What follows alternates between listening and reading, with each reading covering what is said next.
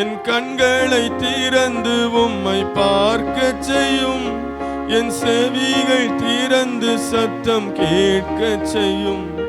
என் கண்களை திறந்து உம்மை பார்க்க செய்யும். என் செவிகள் திறந்து சத்தம் கேட்க செய்யும். என் உள்ளத்தை திறந்து நீ வாசம் செய்யும். வசனம் உணர்ந்து தினம் கனி தரணும். என் உள்ளத்தை திறந்து நீ வாசம் செய்யும். வசனம் உணர்ந்து தினம் கனி தரணும். சத்தம் கேட்கணும். சித்தம் செய்யணும். சத்தம் கேட்கணும். சித்தம் செய்யணும். என் உள்ளத்தில் வந்த ஆவியானவரே, பிள்ளையாய் என்னை நீர் மாற்றிடுமே. என் உள்ளத்தில் வந்த ஆவியானவரே, பிள்ளையாய் என்னை நீர் மாற்றிடுமே. பிள்ளையாய் என்னை நீர் மாற்றிடுமே. ஆண்டவரே, உம்மை துதிக்கிறோம். அருமையான இந்த நேரத்துக்காக நன்றி செலுத்துகிறோம். இந்த வேளையிலும் நாங்கள் நம்முடைய வசனங்களை வாசித்து தியானிக்க எங்களுக்கு கிருபை தாரும். எங்களோடு நீர் பேசும். எங்களுக்கு தேவையான பரலோக மன்னாவை நீர் தாரும். இயேசுவின் மூல ஜெபங்கேளும் பிதாவே. ஆமேன், ஆமேன், ஆமேன். அல்லேலூயா, அல்லேலூயா. ஆண்டவருடைய பரிசுத்த நாமம் மகிமைப்படுவதாக. இந்த நாளிலே ஆண்டவர் நம்மோடு பேசும்படியாக ஒரு பகுதியை நாம் எடுத்துக்கொள்ளலாம்.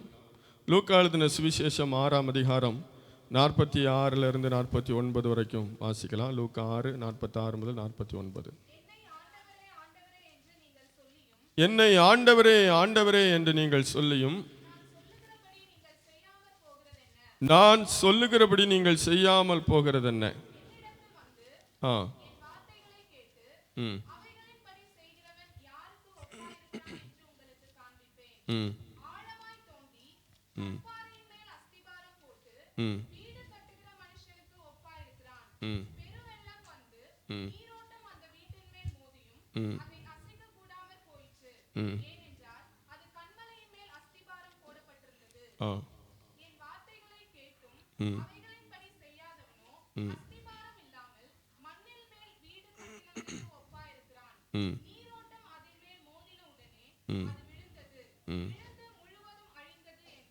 ஆமென், அல்லேலூயா. என்னை ஆண்டவரே ஆண்டவரே என்று நீங்கள் சொல்லியும் நான் சொல்லுகிறபடி நீங்கள் செய்யாமற் போகிறது என்ன என்று ஆண்டவராக இயேசு கிறிஸ்து அங்கே கேட்கிறார். ஆண்டவரே ஆண்டவரே என்று சொல்லுகிறீர்கள், ஆனால் நான் சொல்லுகிற எதையும் நீங்க செய்யறதில்லை. நான் சொல்லுகிறபடி நீங்கள் செய்யாமல் போகிறது என்ன? இன்னைக்கு நம்முடைய நிலைமை எப்படி இருக்கிறது? நம்ம ஆண்டவரே ஆண்டவரேன்னு சொல்றோம், இயேசுவே இயேசுவேன்னு சொல்றோம். ஆனா ஆண்டவர் சொல்லுகிற காரியத்தை நாம் செய்கிறோமா? ஆண்டவருடைய வசனத்துக்கு, அவருடைய உபதேசத்துக்கு, அவருடைய வார்த்தைகளுக்கு நாம் கீழ்ப்படுகிறோமா என்கிற கேள்வியை இந்த நாளிலே நம்முடைய உள்ளத்தில் கேட்க வேண்டியது அவசியமாக இருக்கிறது. தேவன் அதை தான் விரும்புகிறார். எப்போதும் இயேசுவே ஆண்டவரே கர்த்தாவே என்று நாம் சொல்லி கூப்பிடுகிறதல்ல. அவர் நமக்கு சொல்லுகிற காரியத்தை நாம் கவனித்து அதற்கு கீழ்ப்படியும் போது தான் அவர் நம்மிலே சந்தோஷப்படுகிறார். அங்கே வாசிக்கிற என்னிடத்தில் வந்து என் வார்த்தைகளை கேட்டு அவைகளின்படி செய்கிறவன். அல்லேலூயா. அவரிடத்தில் வந்து அவருடைய வார்த்தைகளை கேட்டு அதன்படி செய்கிறது. வந்தால் மட்டும் போதாது.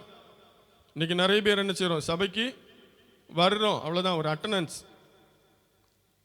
இன்னைக்கு சபைக்கு எப்படியாவது என்ன செய்யணும்? போய் ஒரு அட்டண்டன்ஸ் போட்டுட்டு வந்துடுவோம். ஒரு வாரத்துக்கு பிரச்சனையே இல்லை.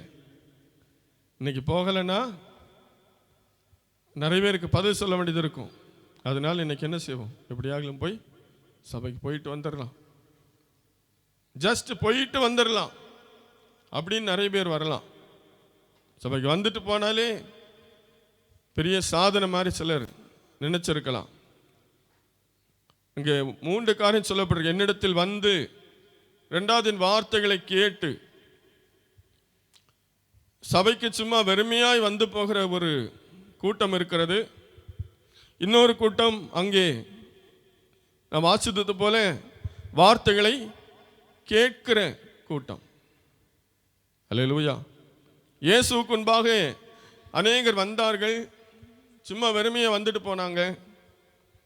இன்னும் சிலர் வந்து வார்த்தைகளை கேட்டார்கள். ஆனால் ஆண்டவர் நம்மிடத்தில் எதிர்பார்க்கிறது 3வது காரியம் நமக்குள்ளே நடக்க வேண்டும். அவைகளின்படி செய்கிறவன். அல்லேலூயா. இயேசுவிடத்தில் ஏராளமான பேர் வந்தார்கள். அதில் அநேகர் வசனத்தை கேட்டார்கள். ஆனால் அதில் சிலர் மாத்திரமே அந்த வசனத்துக்கு செவி கொடுத்தார்கள். ஆகவே தான் ஆண்டவர் சொன்னார், நீங்கள் நான் சொல்லுகிறபடி நீங்கள் செய்யாமற் போகிறது என்ன? இயேசு எங்கே போனாலும் திரளான கூட்டம், ஆயிரமான ஜனங்கள். ஆனால் அவருடைய வார்த்தையை கேட்டு அதன்படி நடக்கிறவர்கள் மிக மிக குறைவாக இருந்தார்கள். ஒரு இடத்துல இயேசு கிறிஸ்து உபதேசித்துக் கொண்டிருக்கும் போது அவருடைய உபதேசம் கடினமாக இருந்தபடினாலே எல்லாரும் அவரை விட்டு போனார்கள் என்று வாசிக்கிறோம். அவருடைய சீஷர்கள் மாத்திரம் அங்கே நின்று கொண்டிருந்தார்கள். அப்படி என்றால் கேட்கிற அவர்களுக்கு கீழ்ப்படிய மனசு இல்லை, கீழ்ப்படுகிற அந்த எண்ணம் இல்லை. இப்படிதான் அநேகர் இயேசுவை பின்தொடர்ந்து சென்றார்கள். இன்றைக்கு சபைக்கு வருகிற நாம், தேவ சமூகத்தில் வருகிற நாம் எப்படிப்பட்ட நிலைமையில நாம் வந்து போகிறோம்? சும்மா வெறுமையாக வந்து போகிறோமா? ஒரு கடமைக்காக, ஒரு பாரம்பரியமாக, ஒரு பழக்க தோஷத்தில் வந்துட்டு போகிறோமா? இல்லை இங்கே வந்து நாம் எல்லாவற்றிலையும் கலந்து கொள்ளுகிறோமா? ஆண்டவரை துதிக்கிற நேரத்தில் துதிக்கிறது, ஆண்டவரை ஆராதிக்கிற நேரத்தில் ஆராதிக்கிறது, ஜபிக்கிற நேரத்தில் ஜபிக்கிறது, வசனத்தை சொல்லுகிற நேரத்தில் கேட்கிறது, எல்லாவற்றிலும் நாம் கலந்து கொள்ளுகிறோமா? அல்லது எல்லாவற்றிலும் கலந்து கொண்டு எந்த பிரயோஜனம் இல்லாமல் கேட்டதெல்லாம் விட்டுவிட்டு நாம் வெறுமையாக திரும்பி போகிறோமா என்பதை சிந்திக்க வேண்டியது அவசியமாக இருக்கிறது. நாம் கேட்பது கேட்டு விட்டு விடுவதற்காக அல்ல, கேட்கிறதை நம்முடைய வாழ்க்கையிலே கடைபிடிப்பதற்காக தான் ஆண்டவர் நம்மோடு பேசி கொண்டிருக்கிறார். அல்லேலூயா. அப்போ இயேசு சொல்லுகிறார், என்னிடத்தில் வந்து என் வார்த்தைகளை கேட்டு அவைகளின்படி செய்கிறவன் யாருக்கு ஒப்பாயிருக்கிறான் என்று உங்களுக்கு காண்பிப்பேன். ஆழமாய் தோண்டி கற்பாறையின் மேல் அஸ்திபாரம் போட்டு வீடு கட்டுற மனுஷனுக்கு ஒப்பாயிருக்கிறான். பெருவெள்ளம் வந்து நீரோட்டம் அந்த வீட்டின் மேல் மோதியும் அதை அசைக்க கூடாமற் போயிற்று. ஏனென்றால் அது கன்மலையின் மேல் அஸ்திபாரம் போடப்பட்டிருந்தது. அல்லேலூயா. ஆண்டவருடைய சமூகத்தில் வந்து அவருடைய வார்த்தைகளை கேட்டு அவைகளின்படி செய்கிறவன் யாருக்கு ஒப்பாயிருக்கிறான்? கன்மலையின் மேல் அஸ்திவாரம் போடப்பட்டிருக்கிற மனுஷனுக்கு ஒப்பாயிருக்கிறான். அந்த வீட்டின் மேல் நீரோட்டம் வந்தது, பெரு வெள்ளம் வந்தது, பெருமழை சொரிந்தது. ஆனால் அந்த வீடு நிலைத்திருந்தது. காரணம் அது ஆழமாய் அஸ்திபாரம் போடப்பட்ட வீடு. அல்லேலூயா, அல்லேலூயா. இன்னைக்கு நாம் அஸ்திபாரம் உள்ளவர்களாக இருக்கிறோமா, அஸ்திபாரம் இல்லாதவர்களாக இருக்கிறோமா? நாம் அஸ்திபாரம் உள்ளவர்கள் என்றால் வசனத்துக்கு கீழ்ப்படுகிறவர்கள். வசனத்துக்கு கீழ்ப்படியாதவர்கள் அஸ்திபாரம் இல்லாதவர்கள். வீடு கட்டும்போது அஸ்திபாரம் என்ன செய்வாங்க? போடுறதுக்காக ஆழமாக தோண்டுவாங்க. இன்னைக்கு அதிகமாக பில்லர் போடுறாங்க இல்லையா? அந்த பில்லருக்கு வந்து ஆழமான செய்யணும், கீழே ஆழமாக குழி தோண்டி பில்லர் போட்டு தான் மேலே வீடு கட்டினா அந்த வீடு உறுதியாக இருக்கும். அஸ்திபாரம் இல்லாமல், பில்லர் இல்லாமல் சும்மா அப்படியே தரையில் வச்சு கட்டி வீடை எழுப்பிட்டோம் அப்படின்னா அந்த வீடு என்னைக்குனாலும் என்ன செய்யும்? கீழே விழும். அதே போல தான் 2 வீடை குறித்து இயேசு அங்கே சொல்லுகிறார். ஒன்று ஆழமாய் தோண்டி அஸ்திபாரம் போடப்பட்டு, கற்பாறையின் மேல் அஸ்திபாரம் போடப்பட்டு கட்டப்பட்ட வீடு, இன்னொன்று மணலின் மேல் கட்டப்பட்ட வீடு. இந்த அஸ்திபாரம் போடப்பட்டு கட்டப்பட்ட வீடு அது உறுதியாய் நின்றது. ஆனால் மணலின் மேல் கட்டப்பட்ட வீடு முழுவதும் அழிந்து போயிற்று. இன்னைக்கு நம்ம ஆண்டவரே ஆண்டவரேன்னு சொல்கிறோம், கிறிஸ்தவர்கள் என்று சொல்லுகிறோம், கிறிஸ்தவ பெயர்களை வைத்திருக்கிறோம், சபைக்கு வருகிறோம், ஆண்டவரை ஆராதிக்கிறோம், காணிக்கை செலுத்துகிறோம், எல்லா காரியங்களிலும் கலந்து கொள்ளுகிறோம். ஆனால் வசனத்துக்கு கீழ்ப்படியலைன்னா நம்ம செய்த எல்லாமே வேஸ்ட்டாக போயிடும். அவ்வளோ பெரிய வீடு கட்டியும் அஸ்திபாரம் சரியில்லைன்னா வீடு வேஸ்ட்.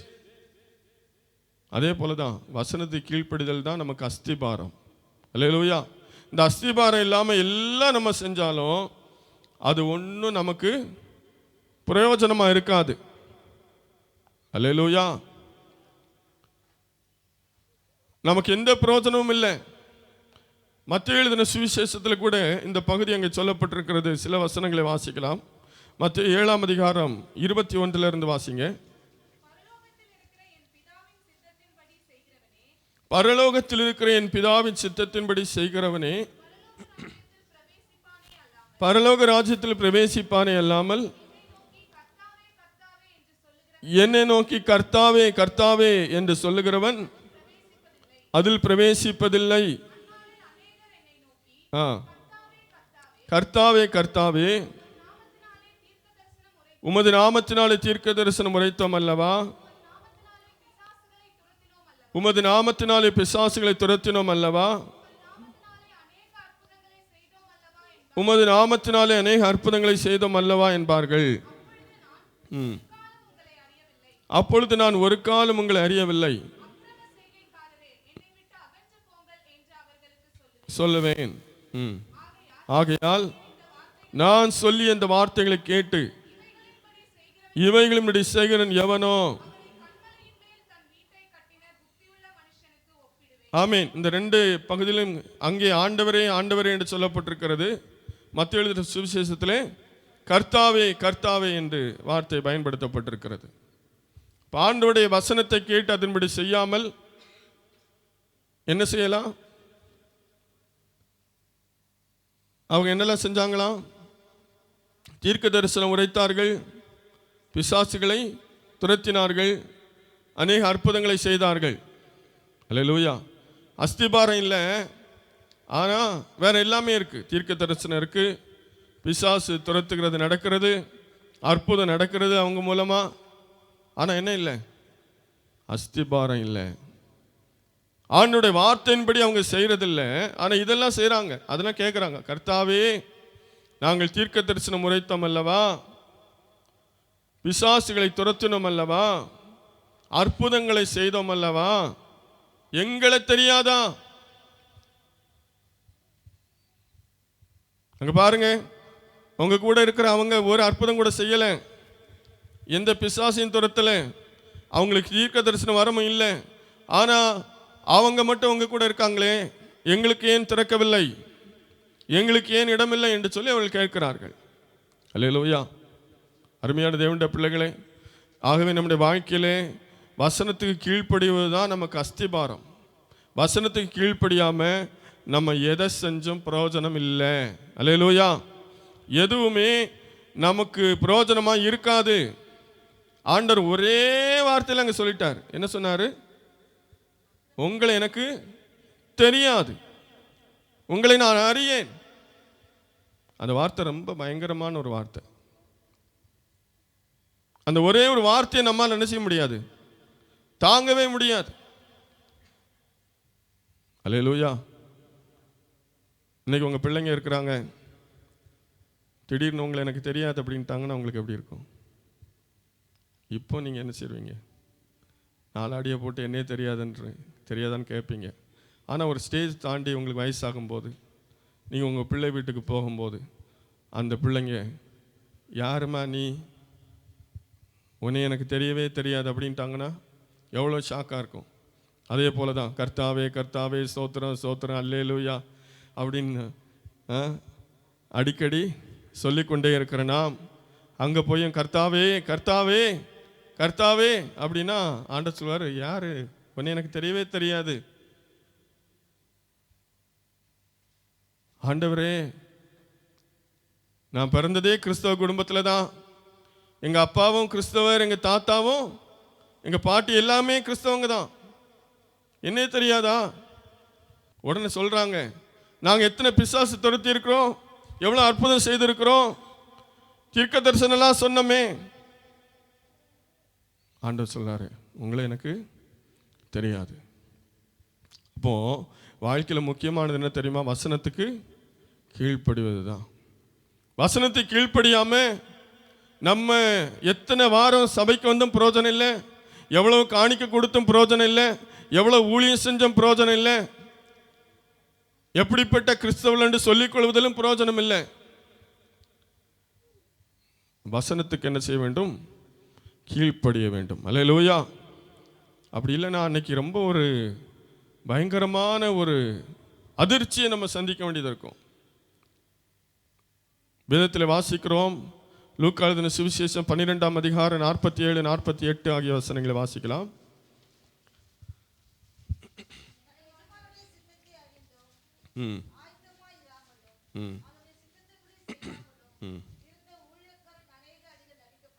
அநேக அடிகள் அடிக்கப்படுவான்.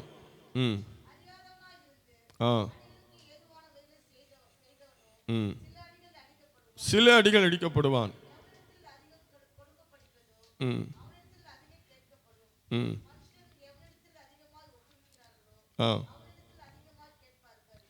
ஆமீன். இங்க பாருங்க, இந்த வார்த்தைகள் என்ன சொல்லுகிறேன்னு சொன்னா, அறிந்தும் அதன்படி செய்யாதவர்களுக்கு அநேக அடிகள் உண்டு. அறியாமல் ஒருவேளை தவறு செய்தால் அவர்களுக்கு குறைவான அடிகள் உண்டு. ஆகவே ஒருவேளை கிறிஸ்தவர்கள் நாம் தப்பித்தவறி நரகத்துக்கு போனோம்னா அங்கே தண்டனை இந்த பாவம் செய்த கிறிஸ்தவர்களுக்கு தான் அதிகமாக இருக்குமே தவிர கிறிஸ்தவர்கள் அல்லாதவர்களுக்கு தண்டனை நரகத்திலே குறைவாகத்தான் இருக்கும் என்று சொல்லப்படுகிறது. அல்லேலூயா. ஆகவே தேவனை அறிந்தவர்கள் நாம் அவருக்கு கீழ்ப்படிய வேண்டும். இல்லை என்றால் நமக்கு தண்டனை நிறைய கிடைக்கும். ஆகவே நாம் கேட்கிற வார்த்தைகளை விட்டுவிடாமல் அதற்கு ஒவ்வொரு நாளும் செவி சாய்த்து கீழ்ப்படிவதை தேவன் எதிர்பார்க்கிறார். யாக்கோபு 1ஆம் அதிகாரம் 21 வாசிங்க. யாக்கோபு 1:21.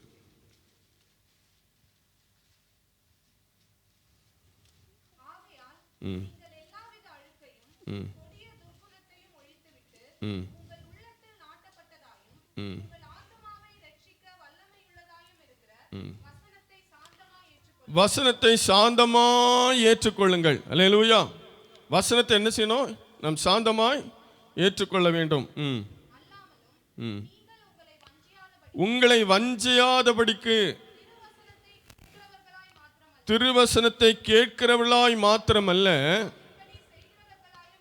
அதன்படி செய்கிறவர்களாயும் இருங்கள். அல்லேலூயா. நம்மை வஞ்சிக்க கூடாதான்.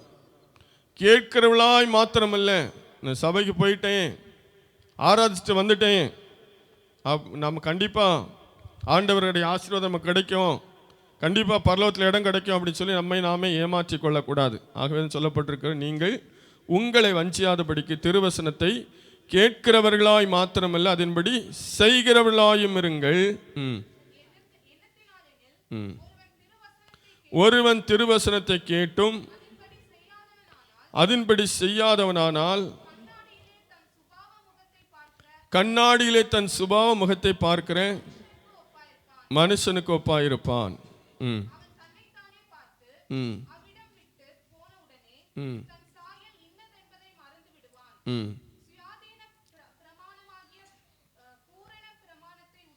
உற்று பார்த்து அதிலே நிலைத்திருக்கிறவனே, கேட்கிறதை மறக்கிறவனாயிராமல் அதற்கேற்ற கிரியை செய்கிறவனாயிருந்து தன் செய்கையில் பாக்கியவானாயிருப்பான். அல்லேலூயா. ஆகவே நாம் கேட்டு விட்டுவிட்டோமானால் அதில் நமக்கு எந்த பிரயோஜனம் இல்லை. நாம் கேட்கிறதை என்ன செய்ய வேண்டும்? நாம் முற்று பார்த்து அதில் நிலைத்திருக்கிறவனை கேட்கிறதை மறக்கிறவனாயிராமல் அதற்கேற்ற கிரியை செய்கிறவனாயிருந்து தன் செய்கையிலே பாக்கியவானாய் இருப்பான். அல்லேலூயா. பிரசங்கத்தை கேட்டுட்டு விட்டுட்டோம்னா எந்த பிரயோஜனம் இல்லை. நாம் அதை என்ன செய்ய வேண்டும்? நம்முடைய வாழ்க்கையில் அதை ப்ராக்டிஸ் பண்ணணும். நீங்கள் ஸ்கூலுக்கு போகிறீங்க, காலேஜுக்கு போகிறீங்க, படிக்கிற இடத்துக்கு போகும்போது அவங்க என்ன செய்கிறாங்க? பாடங்களை சொல்லி கொடுக்குறாங்க, சொல்லி கொடுத்துட்டு ஹோம்ஒர்க் கொடுக்குறாங்க, அப்புறம் நிறைய ப்ராக்டிகல்ஸ் கொடுக்குறாங்க, ஆக்டிவிட்டீஸ் கொடுக்குறாங்க. இதெல்லாம் எதுக்குன்னா, அப்படியே அவங்க பாடம் எடுத்துகிட்டே இருப்பாங்க, நம்ம கேட்டுகிட்டே இருந்தோம் அப்படின்னா அது மறந்து போயிடும், நமக்கு தெரியாமல் போயிடும். அதனால தான் இந்த வீட்டில் போய் இதை பண்ணிட்டு வாங்க அப்படின்னு சொல்கிறாங்க. அதே போல் தான் பிரசங்கத்தை கேட்டுட்டு விட்டுட்டோம்னா ஒரு பிரயோஜனம் இல்லை. அது நம்ம என்ன செய்யணும்? ப்ராக்டிஸ் பண்ணணும். அப்போந்தான் அது நமக்கு ஆசீர்வாதமாக இருக்கும். அங்கே வாசிக்கிறோம், அதற்கேற்ற கிரியை செய்கிறவனாக இருந்து தன் செய்கையில் பாக்கியவானாக இருப்பான். அல்லேலூயா. வசனத்தை கேட்டு அதன்படி செய்கிறவர்கள் பாக்கியவான்கள் என்று வெளிப்படுத்தின விசேஷம் 22ஆம் அதிகாரம் 14ஆம் வசனத்தில் சொல்லப்பட்டிருக்கிறது. வாசிக்கலாம். வெளிப்படுத்தல் 22:14.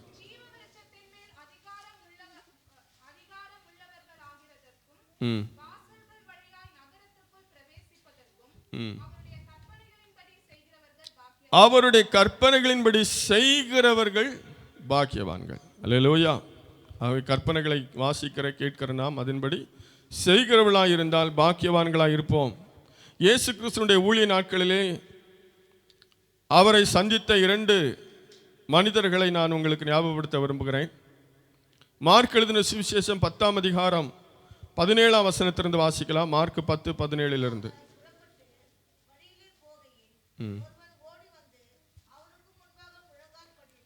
அவருக்கு முன்பாக முழங்கார் படியிட்டு, நல்ல போதகரே,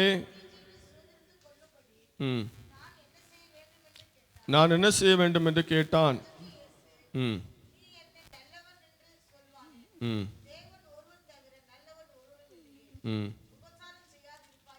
விபச்சாரம் செய்யாதிருப்பாயாக, கொலை செய்யாதிருப்பாயாக, களவு செய்யாதிருப்பாயாக, பொய் சாட்சி சொல்லாதிருப்பாயாக,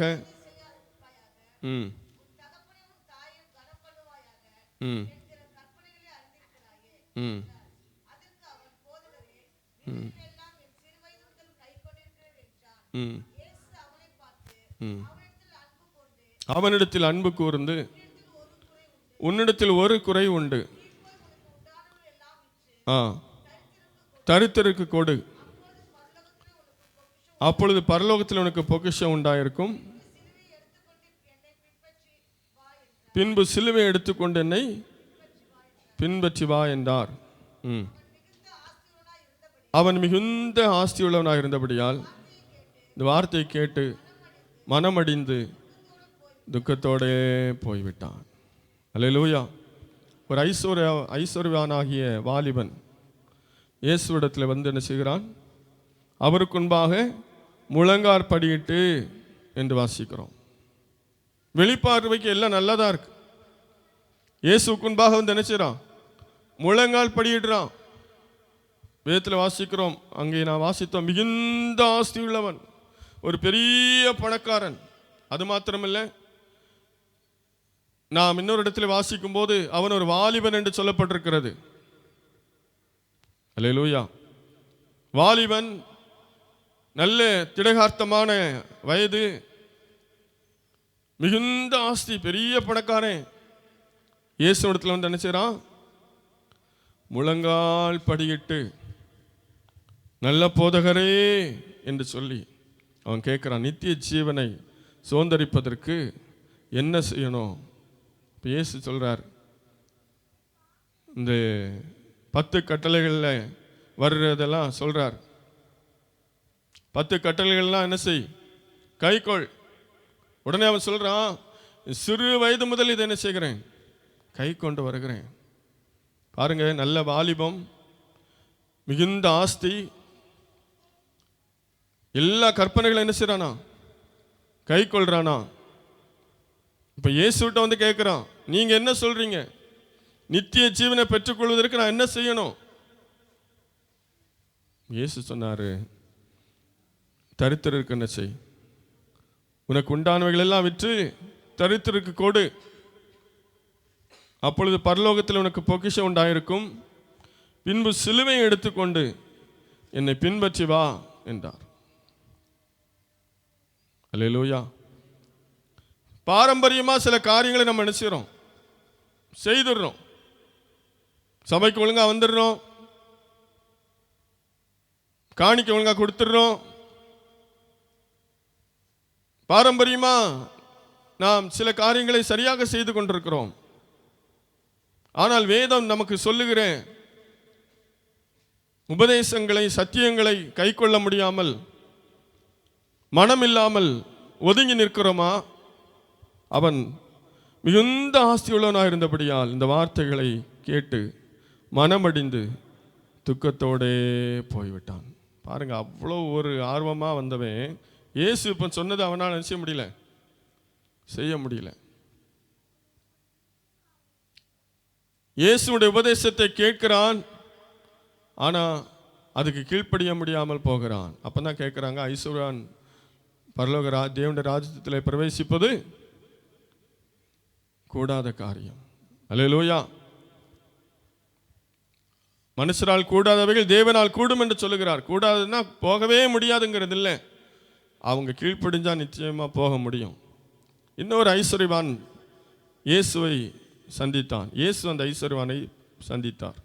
லூக்கா எழுதின சுவிசேஷம் 19ஆம் அதிகாரத்தில் 1 நாம் வாசிக்கும்போது, சகேயு என்கிறதான ஒரு மனுஷன் இயேசு எப்படிப்பட்டவரோ என்று பார்க்கும்படியாக அவருக்கு முன்பாக ஓடி காட்டத்தி மரத்திலே ஏறி உட்கார்ந்து கொண்டிருந்தான். இயேசு அந்த வழியே வந்தார். அவனுக்கு அருகிலே வந்தபோது இயேசு அண்ணாந்து பார்த்து, சகைவே, நீ சீக்கிரமா இறங்கி வா, இன்றைக்கு நான் உன் வீட்டிலே தங்க வேண்டும் என்றார். உடனே அவன் சந்தோஷமா கீழே இறங்கி வந்தான். வாசிங்க, நான் விட்டதிலிருந்து வாசிங்க. அவன் சந்தோஷத்தோடே அவரை அழைத்து கொண்டு போனான். அதை கண்ட யாவரும் இவர் பாவியான மனுஷனிடத்தில் தங்கும்படி போனார் என்று முறுமுறுத்தார்கள். சகேயு நின்று கர்த்தரை நோக்கி, ஆண்டவரே, என் ஆஸ்திகளில் பாதியை ஏழைகளுக்கு கொடுக்கிறேன். நான் ஒருவனிடத்தில் எதையாகிலும் அநியாயமாக வாங்கினதுண்டானால் நான் அத்தனையாக திரும்ப செலுத்துகிறேன்.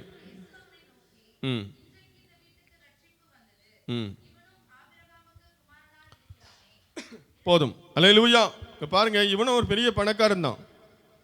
அதனால தான் சொல்றான், என் ஆஸ்தியில் பாதி என்ன செய்றேன், ஏழைகளுக்கு கொடுக்கிறேன். இயேசு அவன்கிட்ட சொன்னாரா, சகைவே ஆஸ்தியில பாதிய ஏழை கொடுன்னு சொன்னாரா? இல்லை. அல்லேலூயா. ஆனா இயேசு உபதேசித்து இருக்கிறார்,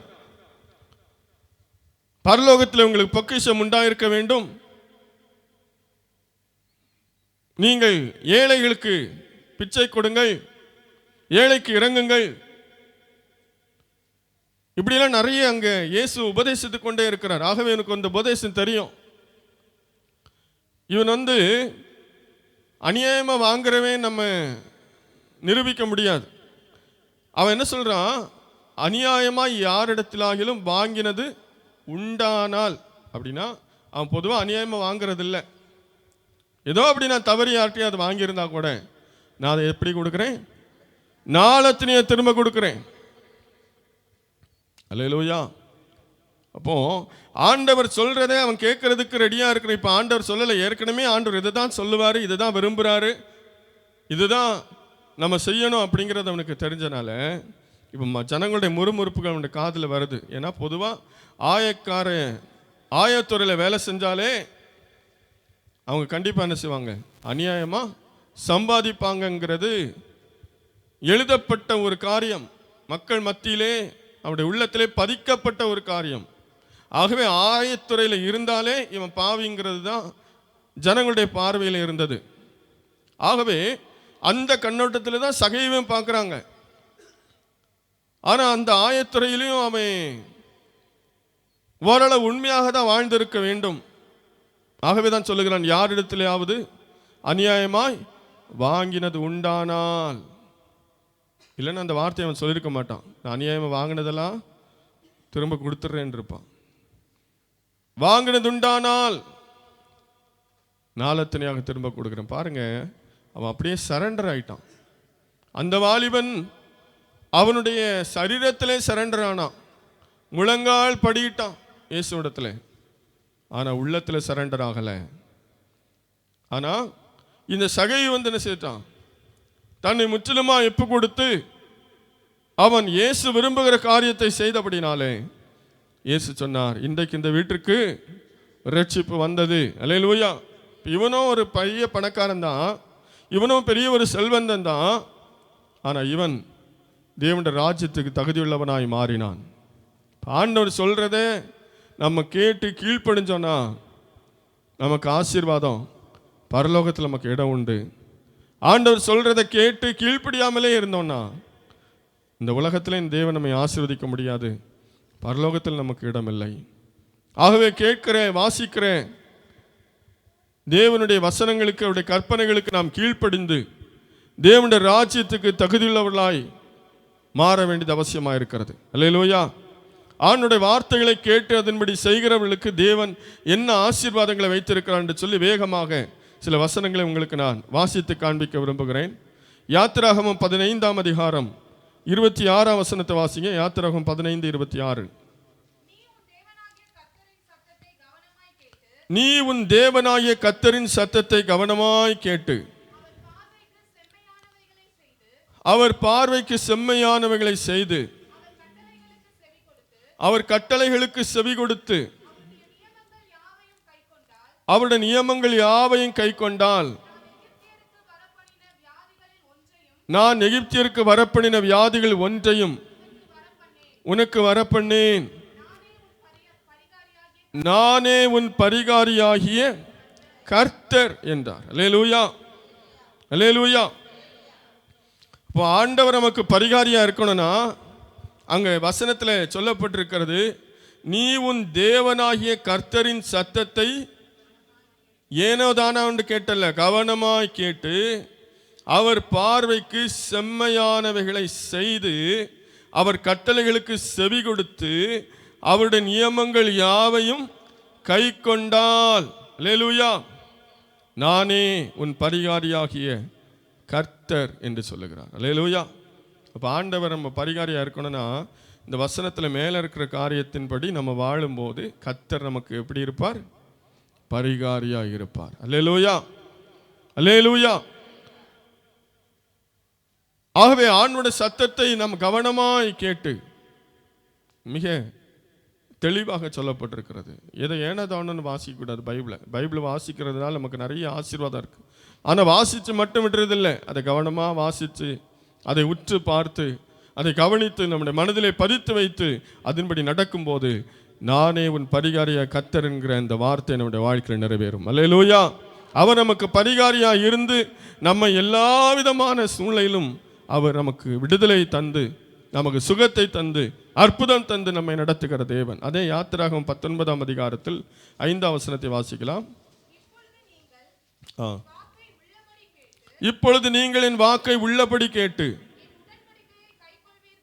என் உடன்படிக்கையை கைக்கொள்வீர்களானால்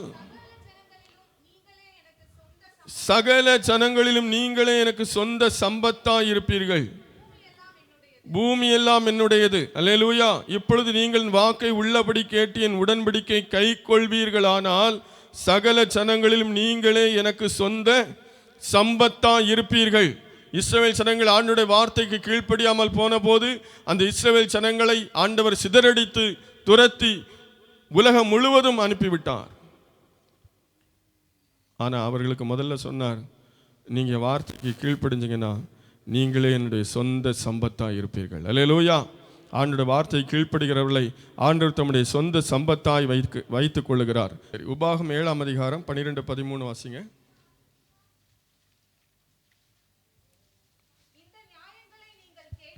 இந்த நியாயங்களை நீங்கள் கேட்டு கை கொண்டு அவைகளின்படி செய்வீர்களானால் அப்பொழுது உன் தேவனாகிய கர்த்தர்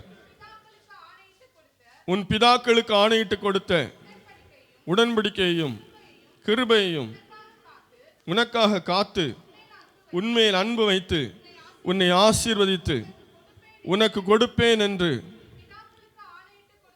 தேசத்திலே உன்னை பெருக பண்ணி உன் கற்பக்கனியையும் உன் நிலத்தின் கனிகளாகிய உன் தானியத்தையும் உன் திராட்சரசத்தையும் உன் எண்ணெயையும் உன் மாடுகளின் பலனையும் ஆட்டு மந்தைகளையும் ஆசீர்வதிப்பார். அல்லேலூயா.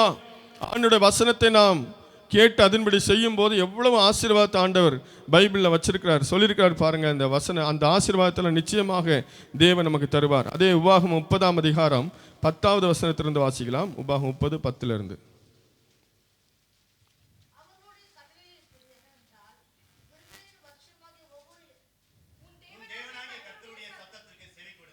உன் தேவனாகிய கர்த்தருடைய சத்தத்துக்கு செவி கொடுத்து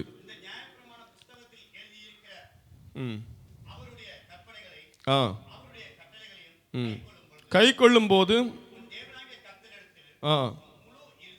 இருதயத்தோடும் ஆத்மாவோடும் திரும்பும் போதும் உன் பிதாக்கள் மேல் சந்தோஷமாய் இருந்தது போல திரும்பவும் சந்தோஷமாய் இருப்பார்.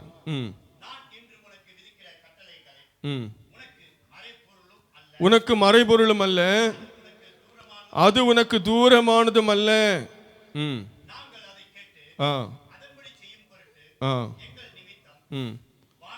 வானத்துக்கு ஏறி அதை எங்களுக்கு கொண்டு வருகிறவன் யார்? அதில் வானத்தில் உள்ளதும் அல்ல.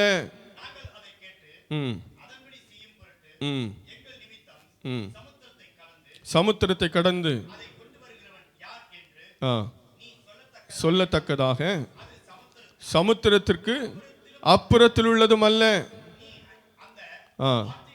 நீ அந்த வார்த்தையின்படியே செய்யும் பொருட்டு அது உனக்கு மிகவும் சமீபமாய் உன் வாயிலும் உன் இருதயத்திலும் இருக்கிறது. அல்லேலூயா. அருமையான தேவனுடைய பிள்ளையே, அங்க வாசிக்கிறோம், இன்று உனக்கு விதிக்கிற கட்டளை உனக்கு மறைபொருளும் அல்ல, அது உனக்கு தூரமானதும் அல்ல. இந்த காலத்தில் இந்த வார்த்தையை கேட்டுக்கொண்டிருக்க அருமையான தேவனுடைய பிள்ளையே, அன்று இஸ்ரவேல் ஜனங்களுக்கு சொல்லப்பட்டதை விட இந்த வார்த்தை நமக்கு மிகவும் பொருத்தமானது. இஸ்ரவேல் ஜனங்களுக்கு தேவன் கட்டளைகளை நியாயப்பிரமாணங்களை கொடுத்தார். மோசேயின் மூலமாக அந்த நியாயப்பிரமாண புஸ்தகம் எழுதப்பட்டு உடன்படிக்கை பெட்டிக்குள்ளே வைக்கப்பட்டது. அது பிற்காலங்களிலே ஆசாரியனுடைய கையில் இருந்தது. அந்த நியாயப்பிரமாண புஸ்தகம் ராஜாக்களின் கையில் இருந்தது. அந்த நியாயப்பிரமாண புஸ்தகம் தீர்க்கதரிசிகளின் கையில் இருந்தது. மற்ற சாதாரணமான மக்களின் கையில் இந்த நியாயப்பிரமாண புஸ்தகம் இல்லை. அவங்க சபை கூடி வரும்போது அதை வாசிப்பாங்க. அதை கேட்டு அவங்க மனசில் என்ன செய்யணும்? அதை பதித்து வைத்திருக்க வேண்டும். அதை தங்கள் பிள்ளைகளுக்கு சொல்லிக் கொடுக்க வேண்டும் என்று தேவன் கட்டளை கொடுத்திருந்தார். ஆனா இன்னைக்கு இந்த கர்த்தருடைய வார்த்தைகள் எல்லாம் நமக்கு சேகரிக்கப்பட்டு புத்தகமாக வெளியிடப்பட்டு புத்தகங்களாக அச்சிடப்பட்டு பல மொழிகளிலே புத்தக வடிவிலே வந்துவிட்டது. அதுதான் இந்த பரிசுத்த வேதாகமம் என்று நாம் கையில் வைத்திருக்கிறோம். அல்லேலூயா.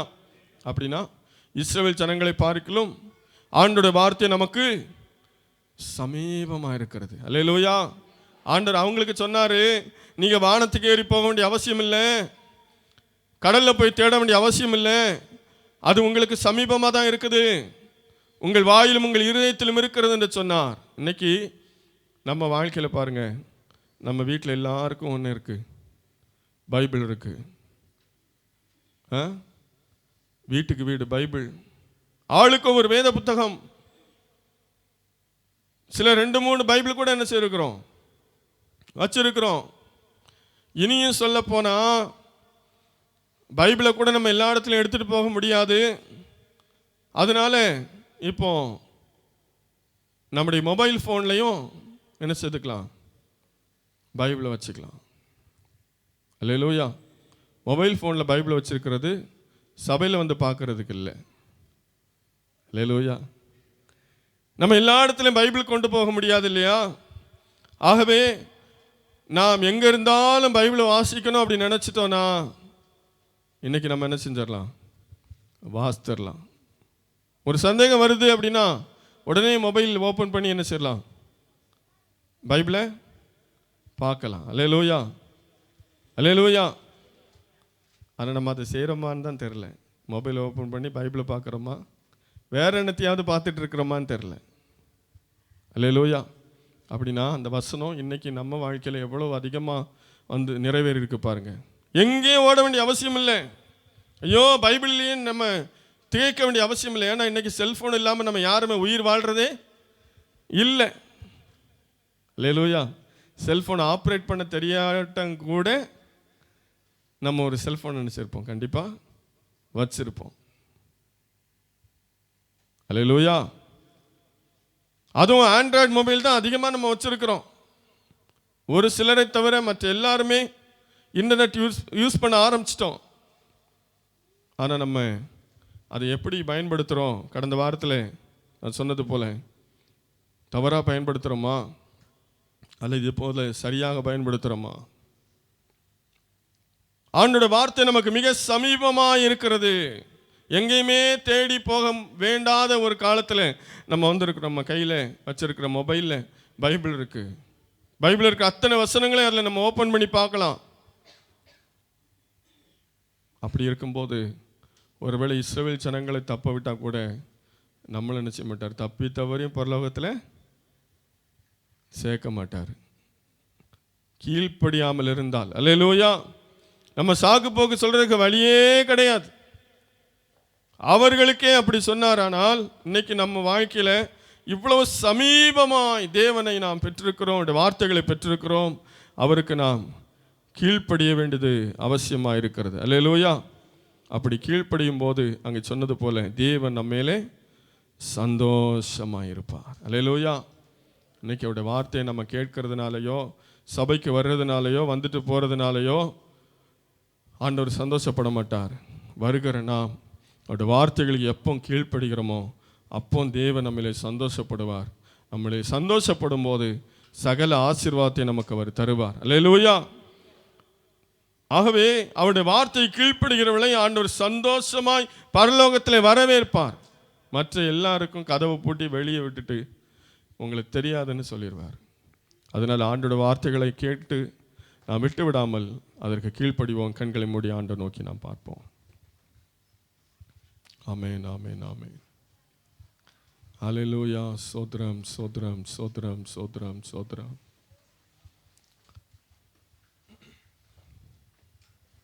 அல்லேலூயா. சோத்ரம். ஆண்டோட சமூகத்தில் அர்ப்பணிப்போமா? அந்த ஐஸ்வர்யவான வாலிபனை போல வெளிப்படையான அர்ப்பணிப்பல்ல, சகைவை போல ஒரு உள்ளான அர்ப்பணிப்பு நமக்குள்ளே உருவாகட்டும். ஆமென், ஆமென், ஆமென். அல்லேலூயா, அல்லேலூயா, அல்லேலூயா. இயேசுவே நீ நல்லவர். ஆமென், ஆமென், ஆமென், ஆமென். ஆண்டோட வார்த்தை கீழ்ப்படியும் போது தேவன் வேதத்தில் சொல்லப்பட்ட ஒவ்வொரு வாக்கு தத்தங்களையும் வார்த்தைகளையும் நம்மளை நிறைவேற்றுவார். அல்லேலூயா, அல்லேலூயா. இடுக்கமான வாசல் வழியே வருந்தி நுழைய முயன்றிடுவோம். இடுக்கமான வாசல் வழியே வருந்தி நுழைய முயன்றிடுவோம். சிலுவை சுமந்து இயேசுவின் பின்னே சிரித்த முகமாய் சென்றிடுவோம். சிலுவை சுமந்து இயேசுவின் பின்னே சிரித்த முகமாய் சென்றிடுவோம்.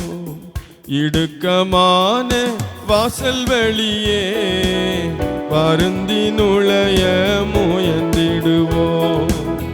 இடுக்கமான வருந்தி நுழைய வாழ்வுக்கு செல்லும் வாசல்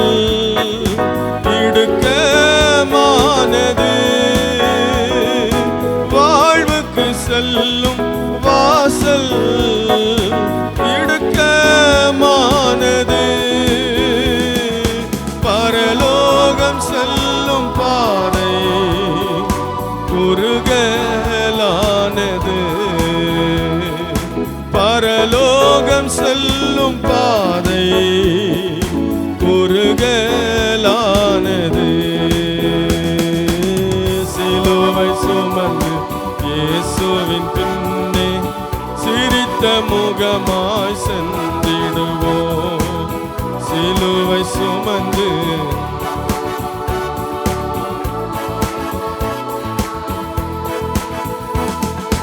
அழிவுக்கு செல்லும் வாசல் மிகவும் அகன்றது. அழிவுக்கு செல்லும் வாசல் மிகவும் அகன்றது. பாதாளம் செல்லும் பாதை மிகவும் விரிந்தது. பாதாளம் செல்லும் பாதை மிகவும் விரிந்தது. சிலுவை சுமந்து இயேசுவின் பின்னே சிரித்த முகமாய், ஆமென், சிலுவை சுமந்து சிரித்த முகமாய் நாம் காணும் இந்த உலகம் ஒரு நாள் மறைந்திடும். நாம் காணும் இந்த உலகம் ஒரு நாள் மறைந்திடும். புது வானம் பூமி நோக்கி பயணம் செய்கின்றோம். புது வானம் பூமி பயணம் செய்கின்றோம். சிலுவை சுமந்து இயேசுவின் பின்னே சிரித்த முகமாய், ஆமென், சிலுவை சுமந்து சிரித்த முகமாய் சென்றிடுவோம்.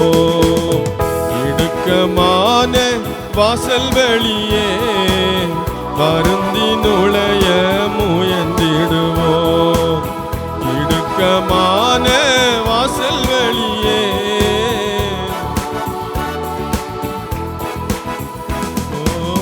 சிலுவை சுமந்து இயேசுவின் பின்னே சிரித்த முகமாய்,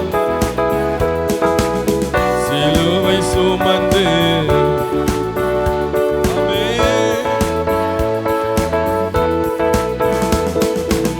சிலுவை சுமந்து இயேசுவின் பின்னே சிரித்த முகமாய், ஆமென், சிலுவை சுமந்து இயேசுவின் பின்னே சிரித்த முகமாய் சென்றிடுவோம். ஹல்லேலூயா.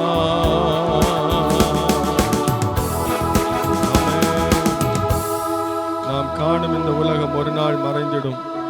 புது வானம் புது பூமி நோக்கி பயணம் செய்கிறோம். ஆமென். ஆகவே வசனத்துக்கு கீழ்ப்படிவது நமக்கு ஒருவேளை கடினமாய் தோன்றுகிறதோ, இடுக்கமான வாசல் வழியாய் பிரவேசியுங்கள். அந்த ஐஸ்வர்யவான் அவனுடைய வார்த்தை கீழ்ப்பட முடியாமல் மிகுந்த துக்கமுடையவனாய் திரும்பி போனான். சகைவோ ஆண்டவர் சொல்வதற்கு முன்பதாகவே அவன் உணர்த்தப்பட்ட உடனே வார்த்தைக்கு அர்ப்பணித்தான். தன்னுடைய ஆசையை கொடுத்தான். ரட்சிப்பை பெற்றுக்கொண்டான். நாம் எப்படியே ஆகிலும் பரலோக ராஜ்யத்திலே பிரவேசிக்க வேண்டும். அதுதான் நம்முடைய லட்சியம். நாம் பாடினது போல புது வானம் புது பூமி நோக்கி பயணம் செய்கிறோம். இந்த உலகத்திற்காக அல்ல. நாம் அவருக்கு கீழ்ப்படியும் போது உலக ஆசீர்வாதங்களை தருகிறார் என்று வேதத்தில் வாசித்தோம். எல்லாவற்றுக்கு மேலாக பரலோக ராஜ்யத்தில் பிரவேசிக்க வேண்டுமானால் இந்த வார்த்தைக்கு கீழ்ப்படிய வேண்டும். ஆகவே வேதத்தை வாசிக்கும் போது தேவன் நம்மோடு பேசுகிறார். இப்படிப்பட்ட ஆராதனை வேளைகளில் தேவன் நம்மோடு பேசுகிறார். பேசுகிற வார்த்தைகள் எல்லாம் கேட்டு அப்படி விட்டு விடாமல் அவைகளுக்கு கீழ்ப்படிந்து வாழ நம்மை அர்ப்பணிப்போம். அப்பொழுதுதான் தேவன் நம்ம மேலே சந்தோஷமாக இருப்பார். தேவனை சந்தோஷப்படுத்துவது அதுதான். இயேசு சொன்னார், என் வார்த்தைகளை கேட்டு அதன்படி செய்கிறவர்களே எனக்கு சகோதரனும் எனக்கு சகோதரியும் எனக்கு தாயுமாய் இருக்கிறார்கள் என்று. ஆமென். ஆகவே அவருடைய வார்த்தைகளை கேட்டு அதற்கு கீழ்ப்படுகிறவர்களை ஆண்டவர் அதிகமாக நேசிக்கிறார். இன்று ஆண்டவர் நேசிக்கிறவர்களாய் நாம் காணப்படுகிறோமா? ஆண்டவர் சந்தோஷப்படுகிறவர்களாய் காணப்படுகிறோமா? அல்லது கேட்டு விட்டு விட்டு வெறுமையாய் மணலின் மேல் கட்டப்பட்ட வீட்டை போல காணப்படுகிறோமா? நாம் எதன் மேலே கட்டி கொண்டிருக்கிறோம்? அஸ்திபாரம் இல்லாதவர்களாய் இருந்தால் நாம் கட்டுகிறதெல்லாம் ஒரு நாள் வீணாய் போகும். நாம் ஆராதித்த ஆராதனைகள், நாம் கொடுத்த காணிக்கைகள், நாம் பட்ட பிரயாசங்கள் எல்லாம் வீணாய் போய்விடும் அல்லவா? ஆகவே அஸ்திபாரமா இருக்கிற ஒரு வார்த்தைக்கு கீழ்ப்படிவோம். அதுதான் நமக்கு அஸ்திபாரமா இருக்கணும். அதற்கு மேலே நாம் கட்டுகிறது நிலைத்து நிற்கும். ஆண்டோட வார்த்தை கீழ்ப்படி நம்மை அர்ப்பணிப்போம். எங்களை அதிகமாக நேசிக்கிறன் என் பிதாவே, ஆசீர்வதிக்கப்பட்ட இந்த பகல் வேலைக்காக நன்றி செலுத்துகிறோம். இந்த வேளையில் நாங்கள் நம்முடைய சமூகத்தில் வந்து கொஞ்ச நேரம் நம்முடைய வார்த்தைகளை தியானிக்க எங்களுக்கு கொடுத்த கிருபைக்காக ஸ்தோத்திரம். எங்களோடு பேசி நம்முடைய வார்த்தைகளுக்காக துதிக்கிறோம். நாங்கள் கேட்டு அதை விட்டு விடாமல் நாங்கள் அதை ஒவ்வொரு நாளும் எங்கள் வாழ்க்கையில் கடைபிடிக்க எங்களுக்கு கிருபை தாங்கப்பா. அதுதான் நீங்கள் எதிர்பார்க்குறீங்க. ஒவ்வொரு வாரம் உடைய வார்த்தைகளை தியானிக்கிறோம். ஆண்டவரே, நாங்கள் அவைகளை விட்டுவிடக்கூடாது. அவைகள் எப்படி நாங்கள் நடக்கணும்ப்பா. எங்களுக்கு கிருபை தாங்க. வார்த்தைகளை கேட்டுக்கொண்டிருந்த அத்தனை பேருக்கும் அப்படிப்பட்ட கிருபைகளை கொடுப்பீராக. இஸ்ரவேல் ஜனங்களுக்கு சொன்னீர், உடைய வார்த்தைகளை கேட்டதன்படி செய்தால் இன்னும் ஆசீர்வாதங்களை தருவேன் என்று சொல்லி. ஆமேனப்பா. இந்த காலத்தில் ஒரு வசனத்தை நாங்கள் தாராளமாய் பெற்றுக்கொள்கிறோம். ஆண்டவரே, எங்கு பார்த்தாலும் ஆராதனைகள், வசனங்கள், ஆண்டவரே, ஏராளமான வாய்ப்புகள் எங்களுக்கு கொடுக்கப்படுகிறதப்பா. இதெல்லாம் பயன்படுத்தி நாங்கள் உமக்கு பிரியமானவர்களாய் மாற அர்ப்பணிக்கிறோம். அர்ப்பணிக்க கிருபை தாங்க. வந்திருக்கிற எல்லாரையும் ஆசீர்வதிங்க. வராமல் தடைப்பட்டவர்களையும் நீர் வரும் நாட்களில் கொண்டு வாரும் தடைகளை மாற்றும். நம்முடைய பிள்ளைகள் இங்கே கடந்து வரும்போது என்னென்ன வாஞ்சியோடு, தேவைகளோடு, வேண்டுதலோடு வந்தார்களோ அதையெல்லாம் நீர் அறிந்திருக்கிறீர். நம்முடைய பிள்ளைகளுக்கு ஆண்டவரே எல்லா காரியங்களையும் நிறைவேற்றுவீராக. இந்த நாம மாத்திரம் மகிமைப்படட்டும். எங்களை தாழ்த்தி அர்ப்பணிக்கிறோம். இயேசுவின் மூல ஜெபங்கேளும் பிதாவே, ஆமென். என் ஆத்துமாவே கர்த்தரை ஸ்தோத்திரி, முழு உள்ளமையுடைய பரிசுத்த நாமத்தை ஸ்தோத்திரி. ஆத்துமாவே கர்த்தரை ஸ்தோத்திரி, கர்த்தர் செய்த சகல உபகாரங்களை மறவாதே. ஆமென். நம்முடைய கர்த்தராகிய இயேசு கிறிஸ்துவின் கிருபையும் பிதாவாகிய தேவனுடைய அன்பும் பரிசுத்தாவின் ஐக்கியமும் பாதுகாவலும் நாம் அனைவரோடு இப்பொழுது எப்பொழுதும் சதா கால